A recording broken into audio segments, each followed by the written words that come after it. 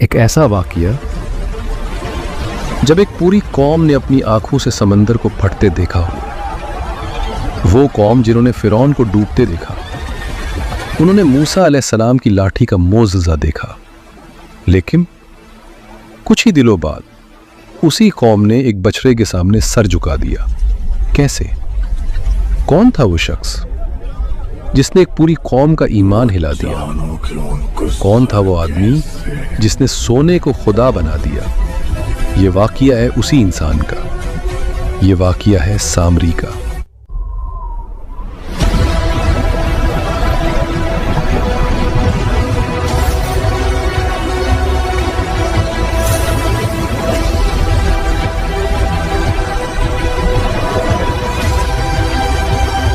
مصر، ظلم کی زمین، جہاں بنی اسرائیل صدیوں سے غلامی کی زندگی جی رہے تھے، اسی بھیڑ میں ایک بچہ بھی تھا جس کا نام بعد میں تاریخ نے سامری کے نام سے یاد رکھا۔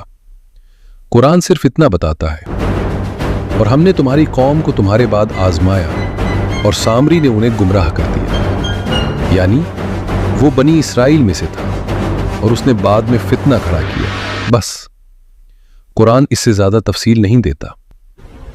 جب اللہ نے حضرت موسیٰ علیہ السلام کو فرعون کے ظلم سے بنی اسرائیل کو نکالنے کا حکم دیا، سمندر پھٹ گیا، راستہ بن گیا اور فرعون اپنی فوج سمیت ڈوب گیا۔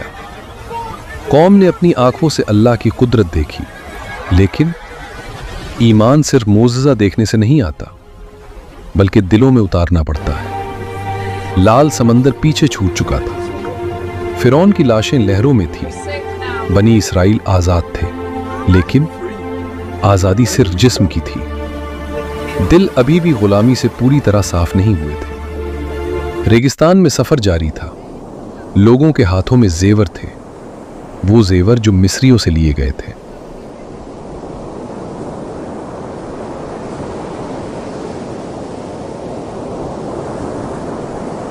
اور اسی بھیڑ میں ایک آدمی چپ چاپ سب دیکھ رہا تھا، سامری۔ سامری کوئی سادھارن آدمی نہیں تھا، وہ لوگوں کے دل پڑھنا جانتا تھا۔ اسے معلوم تھا بھیڑ کب ڈرتی ہے اور کب بہک جاتی ہے۔ اس نے دیکھا بنی اسرائیل مصر سے نکل تو آئے، لیکن ان کے دل ابھی مضبوط نہیں ہوئے تھے۔ انہیں اب بھی سامنے دکھنے والا خدا چاہیے تھا، ایسا جسے وہ دیکھ سکے، چھو سکے۔ کچھ اسرائیلی روایتوں میں آتا ہے کہ وہ بنی اسرائیل کا ہی شخص تھا، کچھ میں یہ بھی آتا ہے کہ اس نے حضرت جبرائیل علیہ السلام کے پیروں کے نشان سے مٹی لی تھی۔ قرآن صاف بتاتا ہے، اس نے کہا، میں نے وہ دیکھا جو انہوں نے نہیں دیکھا، یعنی وہ ایک چالاک، چال باز اور شاطر کھلاڑی تھا۔ سوچئے، ایک لڑکا غلامی میں پڑا، پھر اچانک آزادی دیکھی، سمندر کو پھٹتے دیکھا، فرعون کو ڈوبتے دیکھا، لیکن دل میں یقین پیدا نہیں ہوا۔ کیوں؟ کیونکہ معجزہ دیکھنا اور ایمان لانا دونوں الگ باتیں ہیں۔ دل مضبوط ہوتا ہے صبر سے، تربیت سے، توحید سے، اور سامری کے اندر صبر نہیں تھا، اس کے اندر ایک چاہت تھی اوپر آنے کی، اثر رکھنے کی، لوگوں کو اپنے پیچھے لگانے کی۔ حضرت موسیٰ علیہ السلام کو اللہ نے کوہ طور پہاڑ پر بلایا، اسی جگہ جہاں انہیں تورات عطا ہونی تھی۔ آپ اپنی قوم کو چھوڑ کر گئے اور قوم کی نگرانی سونپی اپنے بھائی حضرت ہارون علیہ السلام کو۔ آپ نے ہارون علیہ السلام سے کہا، میری قوم کا خیال رکھنا اور فساد کرنے والوں کی پیروی مت کرنا۔ جب موسیٰ علیہ السلام طور پر گئے تو سامری نے محسوس کیا، اب موقع ہے۔ قوم بے چین تھی، ان کا نبی سامنے نہیں تھا، لوگ انتظار میں تھے، اور ایسے وقت میں یا تو رہنما مضبوط کھڑا رہتا ہے یا فتنہ اٹھ کھڑا ہوتا ہے، اور اس دن فتنہ کھڑا ہو گیا۔ جلدی بہک جاتے ہیں۔ موسیٰ علیہ السلام 40 دن تک کوہ طور پر تھے۔ دن گزرتے گئے، 1، 10، 20، 30، پھر 40۔ قوم میں پھسپھساہٹ شروع ہو گئی، موسیٰ کہاں ہے؟ کیا وہ لوٹیں گے؟ ہمیں کوئی نشانی چاہیے۔ اور یہی وہ لمحہ تھا جس کا انتظار سامری کر رہا تھا، کیونکہ جب رہنما کچھ وقت کے لیے نظر سے اوجھل ہو جائے تو کمزور دل جلدی ڈگمگاتے ہیں، और यही से सोने के बछड़े का फितना शुरू हुआ। सामरी आगे बढ़ा। उसने भीड़ से कहा, तुम लोगों के पास जो जेवर हैं, ये बोझ है, इन्हें एक जगह जमा करो। लोग पहले झिझके, फिर किसी ने अपनी कंगन उतारी, किसी ने हार, किसी ने बालियां। धीरे धीरे ढेर लग गया। आग जलाई गई, सोना पिघलने लगा, धुआं उठा, लपटें चमकी, और फिर उस पिघले हुए सोने से एक बछड़े की शक्ल उभरने लगी, चमकदार, दमकता हुआ, आंखों को खींच लेने वाला। उसके अंदर ऐसी बनावट की गई कि जब हवा गुजरती तो उससे आवाज निकलती। बस यहीं से दिल कांपे और यहीं से दिल फिसले। कुछ रिवायतों में आता है कि सामरी ने उस मिट्टी की एक मुट्ठी संभाल कर रखी थी, जो उसने उस जगह से उठाई थी जहां जिब्राइल अलैहिस्सलाम के कदम पड़े थे। कहा जाता है उसने वही मिट्टी पिघले हुए सोने के बछड़े पर डाल दी और उसी वजह से उसमें से आवाज निकलने लगी। लेकिन ये बातें कुरान से साबित नहीं, ये इजरायली रिवायतों में बयान की गई हैं। कुरान सिर्फ इतना बताता है कि सामरी ने रसूल के असर में से कुछ लिया और उसे डाल दिया, फिर वो बछड़ा आवाज देने लगा। बाकी तफसील रिवायतों की दुनिया में है। और यहीं से फितने ने शक्ल ली। बछड़े से आवाज आई, भीड़ ठिठक गई। कुछ के चेहरे पर हैरत थी, कुछ के दिलों में हलचल। फिर सामरी की आवाज उठी, देखो ये बोल रहा है, यही तुम्हारा माबूद है और मूसा का भी। बस यहीं से दिल डगमगाने लगे। पहले कुछ लोग आगे बढ़े, फिर कुछ और, फिर एक पूरा घेरा बन गया। कोई हाथ उठाकर दुआ जैसा कर रहा था, कोई झुककर सजदा कर रहा था, कोई खुशी से नारे लगा रहा था। वो कौम जिसने अभी कुछ दिन पहले समंदर का रास्ता देखा था, अब एक सोने के बछड़े के सामने खड़ी थी। मसला बछड़े का नहीं था, मसला दिलों की कमजोरी का था। हजरत हारून अलैहिस्सलाम आगे आए। उन्होंने पुकारा, ऐ मेरी कौम, तुम आजमाए जा रहे हो, तुम्हारा रब तो रहमान है, मेरी पैरवी करो और मूसा का इंतजार करो। कुछ लोग रुक गए, कुछ की आंखें झुक गई, लेकिन भीड़ में कुछ सरदार थे। उन्होंने कहा, जब तक मूसा खुद लौट कर ना आए हम इसे नहीं छोड़ेंगे। शोर बढ़ गया और सच शोर में दब गया।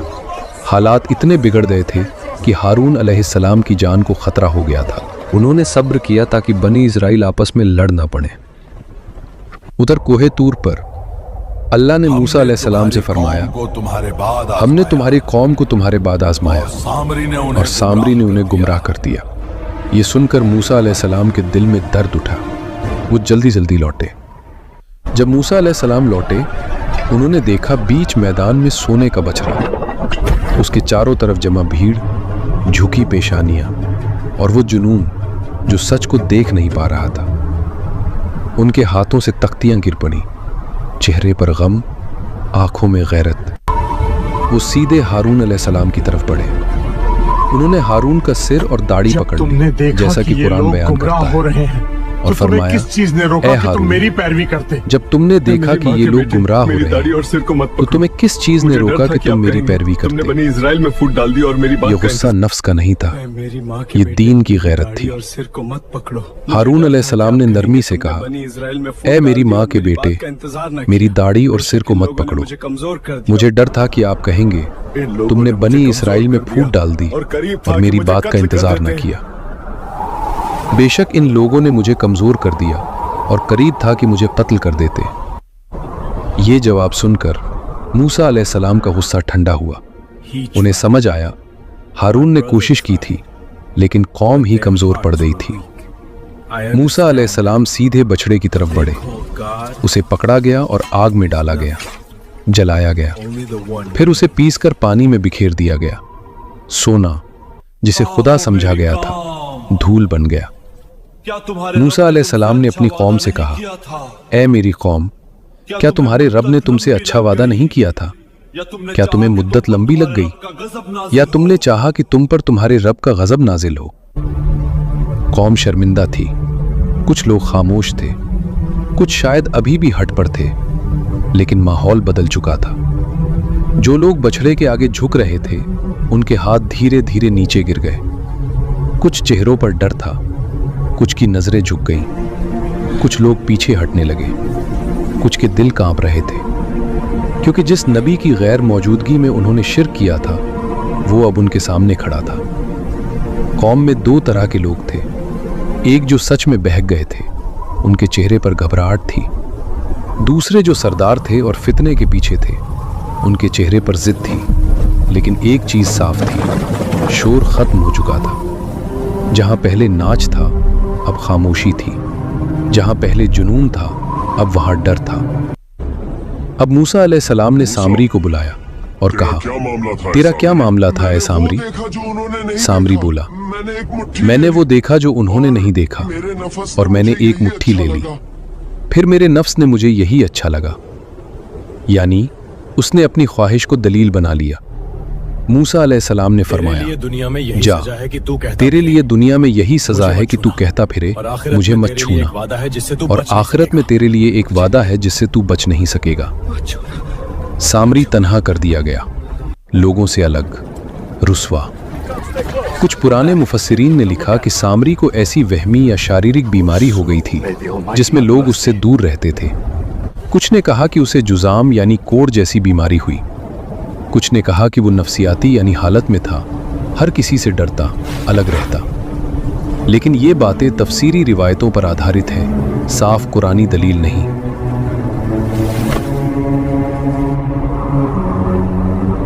ये वाक़या सिर्फ एक बछड़े का नहीं है, ये वाक़या है इंतज़ार में टूटते सब्र की, कमज़ोर पड़ते दिलों की, और उस फितने की जो अंदर से उठता है।